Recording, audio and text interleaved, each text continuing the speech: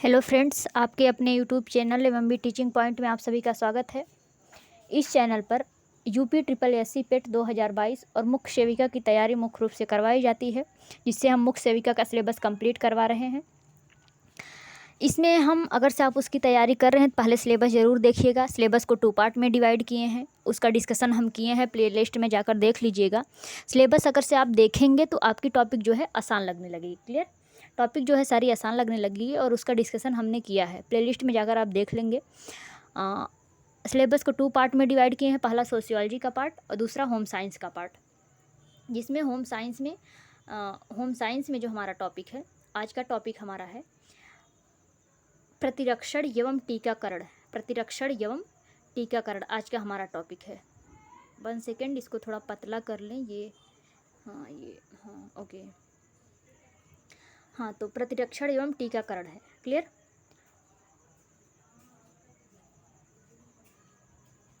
तो चलिए देखते हैं प्रतिरक्षण क्या होता है। सबसे पहले प्रतिरक्षण क्या होता है, इससे पहले मैं आपको एक छोटा सा इन्फॉर्मेशन दे दूं। मेरी वीडियोज जो हैं वो यूट्यूब पर फ्री ऑफ कॉस्ट है, जबकि आपको PDF और नोट्स के लिए पेमेंट करना पड़ेगा 199 का। उसका जो लिंक है वो डिस्क्रिप्शन बॉक्स में दिया गया है। जैसे ही आप पेमेंट करेंगे आपको टेलीग्राम का एक लिंक मिलेगा, वहाँ आप जुड़ जाएंगे और वहाँ पे जो है PDF और नोट्स सारे प्रोवाइड किए जाते हैं। इसके साथ साथ मैं कल से इसका टेक्स्ट सीरीज लगवा रही हूँ, मुख्य सेविका के लिए टेक्स्ट सीरीज लगवा रही हूँ, जिसमें टेक्स्ट सीरीज नंबर कल सॉल्व करना है। उसमें 50 क्वेश्चन रहेंगे। ठीक है, तो आप मेरे वीडियोज़ को कंटिन्यू देखते रहिए। तो चलिए देखते हैं आज का टॉपिक। इसमें है, आज का टॉपिक है प्रतिरक्षण। प्रतिरक्षण क्या होता है पहले ये देख लीजिए। प्रतिरक्षण क्या होता है? प्रतिरक्षण क्या होता है? प्रतिरक्षण टीका प्राप्त करने और टीकाकरण कराने के बाद रोग से प्रतिरक्षा बनने दोनों प्रक्रियाओं को उजागर करता है। प्रतिरक्षण क्या होता है? टीका प्राप्त करने और टीकाकरण कराने के बाद रोगों से प्रतिरक्षा बनने दोनों प्रक्रियाओं को उजागर करता है। प्रतिरक्षण जो होता है प्राथमिक स्वास्थ्य देखभाल का एक महत्वपूर्ण घटक है। वर्तमान में वैक्सीन, टीका, बचाव,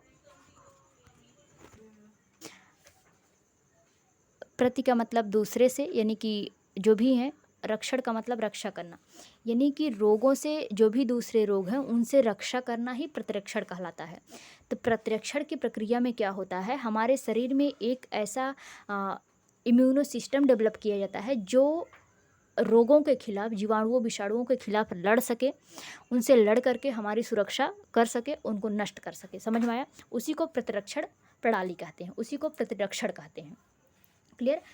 आगे दिया है टीकाकरण क्या है। टीकाकरण क्या होता है? टीकाकरण और प्रतिरक्षण दोनों शब्दों का उपयोग एक दूसरे के लिए किया जाता है। टीकाकरण एक एंटीजेनिक पदार्थ वैक्सीन के शरीर में लगाने की प्रक्रिया है। टीकाकरण न केवल संक्रामक रोगों से जुड़े रोगों और मौतों को रोकता है, बल्कि ये एंटीबायोटिक प्रतिरोध के प्रसार को सीमित करने और रोकथाम के योग्य और मृत्यु को कम करने में मदद करना है। टीकाकरण क्या दिया है?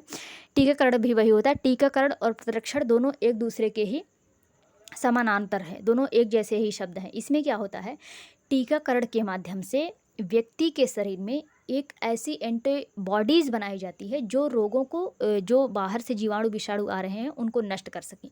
एक मैं एग्जाम्पल के माध्यम से समझाती हूँ। आप गांव का एक छोटा सा बच्चा देखेंगे और शहर का एक बच्चा देखेंगे।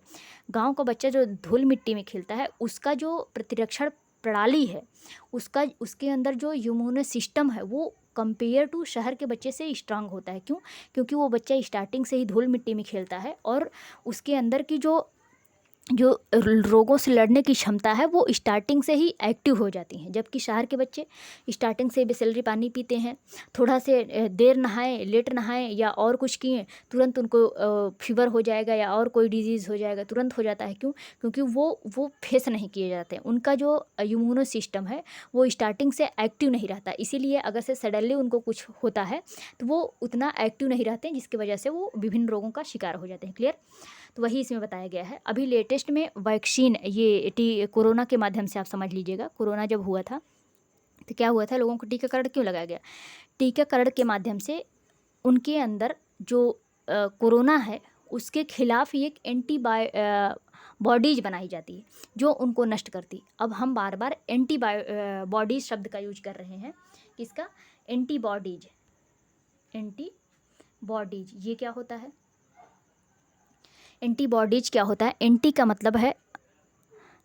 एंटी का मतलब किसी के खिलाफ या विरोध में, बॉडीज का मतलब बॉडी, यानी कि बॉडी में एक ऐसी शरीर में एक ऐसी बॉडी का निर्माण करना जो रोगों के खिलाफ लड़ सके, उनको नष्ट करके हमारी शरीर की रक्षा कर सके, उसे ही एंटीबॉडीज कहते हैं।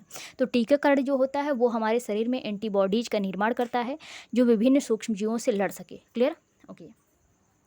आगे क्या दिया है? टीकाकरण क्यों महत्वपूर्ण है? टीकाकरण लोगों को हानिकारक रोगों से बचाने के लिए एक सरल, सुरक्षित एवं प्रभावी उपाय है। इससे पहले कि वे रोगों के संपर्क में आए, टीकाकरण द्वारा पोलियो, डिप्थीरिया, टिटनेस, खसरा जैसी तकरीबन 20 रोगों को रोका जा सकता है। जब हम टीकाकरण करवाते हैं तो हम केवल अपनी सुरक्षा करते हैं, न केवल अपनी सुरक्षा करते हैं बल्कि आसपास के लोगों की सुरक्षा करते हैं। ये वही दिया है, इसको पढ़ लीजिएगा। ओके। आगे क्या दिया है? वैक्सीन। वैक्सीन वही फिर दे दिया है। वैक्सीन क्या होता है या टीकाकरण क्या होता है? टीकाकरण को ही वैक्सीन बोलते हैं। टीका एक जैविक मिश्रण है। जब व्यक्ति को टीका दिया जाता है तो यह उसके शरीर की प्रतिरक्षा प्रणाली, प्रतिरोधक क्षमता को बढ़ाता है, जिसके माध्यम से संक्रामक एजेंट के खिलाफ एंटीबॉडीज का उत्पादन होता है। जब शरीर रोग के संपर्क में आता है तब ये संक्रामक एजेंट के खिलाफ एंटीबॉडीज का उत्पादन करते हैं। यदि हम भविष्य में इस तरह के सूक्ष्म रोगाणु के संपर्क में आते हैं तो हमारी प्रतिरक्षा प्रणाली जो है प्रतिक्रिया करके उन्हें जल्द ही नष्ट कर देती है। वही जो हम ऊपर बताए हैं, इसमें क्या दिया है? जो टीकाकरण होता है एक जैविक मिश्रण होता है जो जिस व्यक्ति को टीका दिया जाता है उसके शरीर में एक ऐसा प्रतिरक्षा का मतलब उससे रक्षा के लिए एक ऐसी रक्षा प्रणाली विकसित हो जाती है जो अगर से बाहर से जीवाणु विषाणु आते हैं तो उन्हें नष्ट कर देता है। क्लियर? यही इसमें दिया है। आगे क्या दिया है? रोग जो टीके होते हैं रोग का कारण नहीं बल्कि उनके उपचार का कारण होते हैं। इसको कितने 2 पार्ट में, इसको कई पार्ट में बांटा गया है। पहला क्या है? हाँ, ये जो टीके होते हैं ये कितने प्रकार के होते हैं? कई प्रकार से दिया जाता है। अधिकांश टीके इंजेक्शन के द्वारा दिए जाते हैं, जबकि कुछ होते हैं जो मुंह से और कुछ नाक से दिए जाते हैं। आप कोरोना टाइम में सुने होंगे कि नाक में ऐसे डाला जाता था जो बहुत ही बहुत लगता था, जिसकी वजह से कुछ लोग डर गए थे। ठीक है, तो आगे क्या दिया है? ये कैसे काम करता है? वैक्सीन कैसे काम करता है? पहले क्या करता है? शरीर में सूक्ष्मजीव के संपर्क में आता है, यह एंटीबॉडीज बनाता है। टीकाकरण शरीर के रोग प्रतिरोधक क्षमता को बढ़ाता है, शरीर में उत्पन्न होने वाले सूक्ष्मजीवों को नष्ट करने का काम करता है। इसलिए जब टीका दिया जाता है तो प्रतिरक्षा निम्नलिखित तरीके से प्रतिक्रिया करती है। आगे क्या दिया है? इसको कैसे दिया जाता है? हाँ, कैसे ये काम करता है? निम्न तरीके से काम करता है। पहला दिया है, यह शरीर में मौजूद सूक्ष्मजीवों को पहचानती है, जैसे कि वैक्सीन में उपस्थित वायरस या बैक्टीरिया। जैसे ही ये टीकाकरण करवाया जाता है, ये क्या करता है? पहले शरीर में जो भी सूक्ष्मजीव उपस्थित रहते हैं, चाहे वो वायरस है या बैक्टीरिया हो, उनको पहचानने का काम करता है। सेकंड क्या करता है? सूक्ष्मजीवों से लड़ने के लिए हमारे बॉडी में एंटीबॉडीज का उत्पादन करता है। सूक्ष्मजीव जो भी होते हैं, चाहे वो रोगाणु हो चाहे विषाणु हो, उनसे लड़ने के लिए हमारे शरीर में क्या होता है? एंटीबॉडीज का उत्पादन करता है। फिर क्या करता है? सूक्ष्मजीवों को याद रखती है। भविष्य में यदि कोई व्यक्ति इस तरह के सूक्ष्मजीव रोगाणु के संपर्क में आता है तो प्रतिरक्षा प्रणाली तुरंत प्रतिक्रिया करती है। इट मीन्स तुरंत एक्टिव हो जाती है, जिससे वे जल्दी से जल्दी नष्ट हो जाते हैं। ओके, ये समझ में आ गया। पहला तो वो उनके पहचानता है, और दूसरा जो है जैसे ही भविष्य में वो जीवाणु आते हैं तो उनके खिलाफ जो है वो तुरंत तैयार हो जाता है उनको नष्ट करने के लिए। क्लियर? इस तरह से काम करता है। आगे क्या दिया है? एंटीजन वायरस बैक्टीरिया उनके टॉक्सिन विषाक्त पदार्थ जैसे जीवों के घटक अंश हैं। एंटीजन जो है वायरस या उनके टॉक्सिन विषाक्त पदार्थों जैसे जीवों के घटक है, यानी कि ये जो एंटीजन होता है ये वायरस या बैक्टीरिया उसी का ही अंश होता है। जो टीका बनाया जाता है, एंटीजन बनाया जाता है, वो उसी का ही एक अंश होता है। जैसे क्या होता है, किसी चीज़ को एक टक्कर की चीज़ दी जाती है ना, जैसे अगर से दुश्मन कोई पहलवान व्यक्ति है, वो लड़ना चाहता है किसी से, तो उसके टक्कर का कोई व्यक्ति होना चाहिए ना, जिससे वो हार सके। पहलवान से ही लड़ सकता है, उसी तरह से वायरस जो है वायरस से ही लड़ सकता है। तो वायरस एंटीजन जो होता है वो भी वायरस और बैक्टीरिया से ही बना होता है जो उनके खिलाफ लड़ता है। बातें समझ में आई? आगे क्या दिया है, एंटीजन जो होते हैं उत्पादित ये प्रोटीन होते हैं जो विषाक्त पदार्थों या कार्यवाहक सूक्ष्म जीवों से बेअसर या निष्प्रभावी नष्ट करते हैं। ये क्वेश्चन पूछ सकता है कि एंटीबॉडीज किससे बने होते हैं, प्रोटीन से। क्लियर, ये लर्न कर लीजिएगा, प्रोटीन से बने होते हैं। आगे क्या दिया है, वैक्सीन को कितने प्रकार में बांटा गया है, ये 2 टाइप्स को होते हैं। पहला क्या दिया है, whole pathogen vaccine. Whole pathogen यानी कि संपूर्ण रोगजनक टीका। संपूर्ण रोगजनक टीका यानी कि इसमें मृत वाले भी आ जाएंगे और जीवित वाले भी आ जाएंगे, इसीलिए इसको संपूर्ण बोला गया है। इसमें क्या दिया है, रोगजनक टीका संपूर्ण रोगजनक युक्त होते हैं, इन्हें मृत कर दिया जाता है या कमज़ोर कर दिया जाता है ताकि ये रोग पैदा ना कर सकें लेकिन प्रतिरक्षा उत्पन्न कर सकें। ठीक है, ये 2 टाइप्स को होते हैं। इसको पहले देखिएगा, एक निष्क्रिय जीव टीके या मरे हुए जीवों के टीके। मरे हुए जीवों के टीके, ये मरे हुए जीवों से लिए जाते हैं। इसमें क्या दिया है, निष्क्रिय टीके में मृत रोगजनक होते हैं।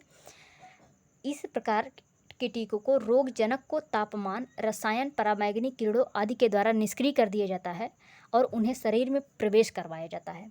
इसमें क्या होता है, हेपेटाइटिस ए, रेबीज का भी टीका जिससे जो कुत्तों से काटने से होता है, इसका भी टीका उसी से बनता है। पोलियो का भी टीका उसी से बनता है। ठीक है, उनके जीवाणु जो होते हैं वो मृत उनको किया जाता है, फिर उसको दिया जाता है। अगला क्या है, जीवित या दुर्बलित टीके या छीड़ टीके।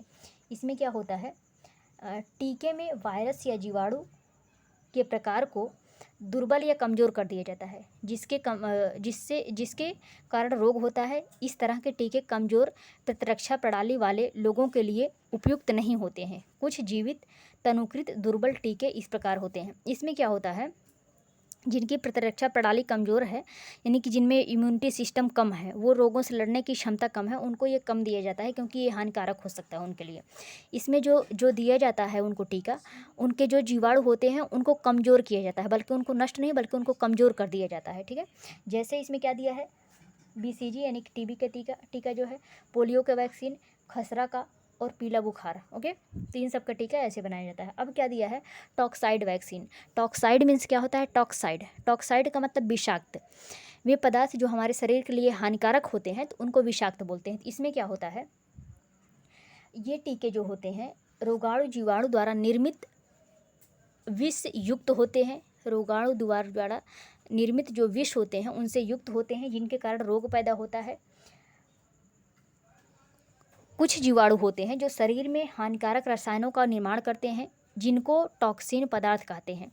अतः इन रोगजनक के विरुद्ध टीकाकरण के लिए उन्हें टॉक्सिन को हानिकारक रहित बनाकर शरीर में प्रवेश करवाया जाता है। ये रोगाणु जीवाणु के उस हिस्सों को प्रतिरोधक क्षमता उत्पन्न करते हैं जो कि जीवाणु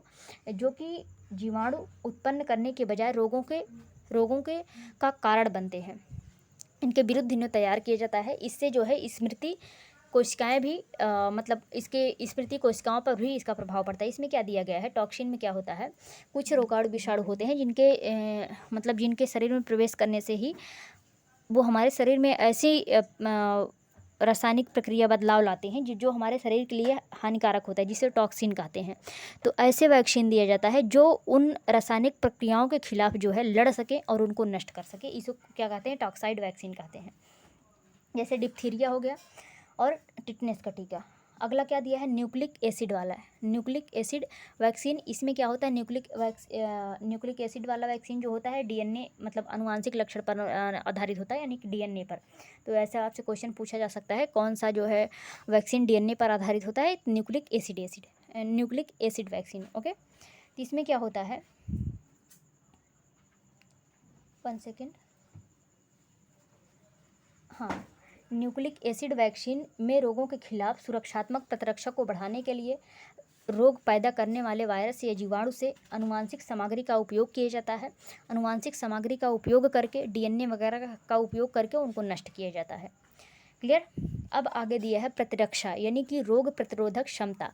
इसमें क्या है, रोग प्रतिरोधक क्षमता यानी कि अगर से जिस व्यक्ति में रोगों से लड़ना की क्षमता नहीं है तो उसको कैसे बढ़ाया जाए या ये कितने टाइप्स का होता है, तो इसमें यही दिया गया है। इसमें क्या होता है, प्रतिरक्षा प्रतिरक्षा जो होता है शरीर के विशिष्ट संक्रामक रोग का प्रतिरोध करने की क्षमता है। यह तब विकसित होती है जब प्रतिरक्षा तंत्र की कोशिकाएं हानिकारक सूक्ष्मजीव रोगजनक के संपर्क में आती हैं, जैसे वायरस या जीवाणु। ठीक है, तो ये उससे होते हैं। प्रतिरक्षा तंत्र एंटीबॉडीज बनाते हैं और सफलतापूर्वक इनसे लड़ते हैं। क्लियर। आगे क्या दिया है, रोगजनक में जीवाणु, विषाणु, हाँ विषाणु, जीवाणु, कवक और परजीवी आदि आते हैं जिनके कारण शरीर में रोग पैदा होता है।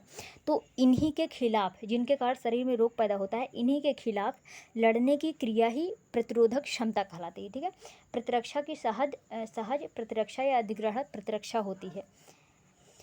इसमें क्या दिया है, इसको कैसे कितने प्रकार का होता है। एक जन्मजात प्रतिरक्षा होता है या सहज प्रतिरक्षा होता है। इसमें जैसे त्वचा हुआ, श्लेष्मा झिल्ली हुआ, घ्राण रोम यानी कि नाक का बाल हुआ, नेजल हेयर दिया है ना, नाक का बाल जो होता है, या शारीरिक स्राव जैसे त्वचा से जैसे हमारी श्वेत ग्रंथियाँ जिससे पसीना निकलता है। श्लेष्मा झिल्ली होती हैं जो हमारे जितने बॉडी में लिक्विड वाला पार्ट होता है या बहुत नाजुक होता है उनसे उनकी सुरक्षा करती हैं। नाक का जो बाल होता है ये बाहर से जितने भी दूषित हवाएं जा रही हैं, अंदर जा रही हैं, या रोगाणु विषाणु जा रहे हैं, उनको रोकते हैं नाक के बाल। ठीक है, तो ये एक तरह से हमारे अंदर जो है प्रतिरक्षा की काम करते हैं, रोगों से बचाने का काम करते हैं। ठीक है, तो वही दिया है, कुछ जन्मजात होते हैं और ये हमको जन्मजात पाए जाते हैं। ये समस्त सहज प्रतिक्रिया के रूप में काम करते हैं, हालांकि इनकी प्रतिक्रिया किसी विशेष रोगजनक एजेंट के लिए विशिष्ट नहीं है। जन्मजात प्रतिरक्षा प्रणाली में स्मृति नहीं होती है। इस तरह की प्रतिरक्षा हमारे शरीर के बाह्य कारकों के मार्ग प्रवेश के अवरोध उत्पन्न करके प्राप्त होती है। यानी जो बाहर से अटैक करते हैं उनसे हमारी रक्षा करती है। ये जन्मजात होता है।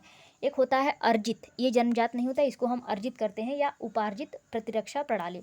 इसमें क्या होता है, यदि रोगजनक जन्मजात प्रतिरक्षा प्रणाली पर काबू प्राप्त कर लेता है तो अर्जित प्रतिरक्षा या उपार्जित प्रतिरक्षा विकसित होने लगती है।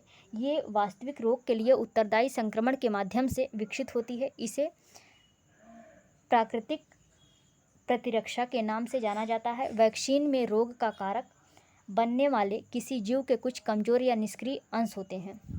ये शरीर में इम्यूनी सिस्टम यानी प्रतिरक्षा प्रणाली को संक्रमण की पहचान करने के लिए प्रेरित करते हैं। उनके खिलाफ शरीर में एंटीबॉडी बनाते हैं जो बाहरी हमले से लड़ने में हमारी शरीर की मदद करते हैं। इन्हें वैक्सीन प्रेरित प्रतिरक्षा कहा जाता है। इसमें क्या होता है, ये जन्मजात नहीं होते हैं बल्कि इनको अर्जित किया जाता है। जिन व्यक्ति में जन्मजात नहीं होता है तो उनको अर्जित करके प्राप्त किया जाता है। इसमें क्या किया जाता है, व्यक्ति को कुछ दिया जाता है जिससे अगर से बाहर से कुछ दिया जाता है, जैसे टीका का दिया जाता है या वैक्सीन कोई दिया जाता है, जिससे अगर से बाहर से कोई भी अटैक कर रहा है, कोई भी जीवाणु विषाणु अटैक कर रहे हैं तो उनके खिलाफ ये लड़ सके। इसको क्या बोला जाता है, किस और नाम से जाना जाता है, इसे वैक्सीन प्रेरित, क्योंकि वैक्सीन के माध्यम से किया जाता है, वैक्सीन प्रेरित प्रतिरक्षा प्रणाली कहा जाता है। तो आज के वीडियो में हम प्रतिरक्षण को समझाने की कोशिश किए हैं, जिसमें आप वैक्सीन में डाउट रहते होंगे, वैक्सीन किसे कहा जाता है इसमें डाउट रहते होंगे, तो वैक्सीन किसे कहता है ये बताए हैं, वैक्सीन किस तरह से काम करता है ये बताए हैं, टीकाकरण बताए हैं।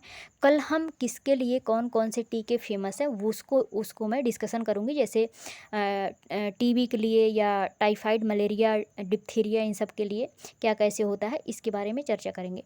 तो आप अगर से मेरी वीडियो पसंद आ रही है तो लाइक सब्सक्राइब कीजिए। और हाँ, मैं टेक सीरीज लेकर आ रही हूँ, टेक सीरीज कराऊँगी, तो आप लोग तैयार रहिएगा। और टेक सीरीज अगर से लाऊँगी तो उसका PDF भी मैं टेलीग्राम पर प्रोवाइड कर दूँगी, उसको निकलवा लीजिएगा, निकलवा कर बल्कि आप टेक सीरीज फिर लगाइएगा, कंटिन्यू प्रैक्टिस कीजिएगा, तभी जो है आपका अच्छे से अच्छा मार्क्स स्कोर कर पाएंगे। तो ओके, आज की वीडियो में इतना ही। Thank you.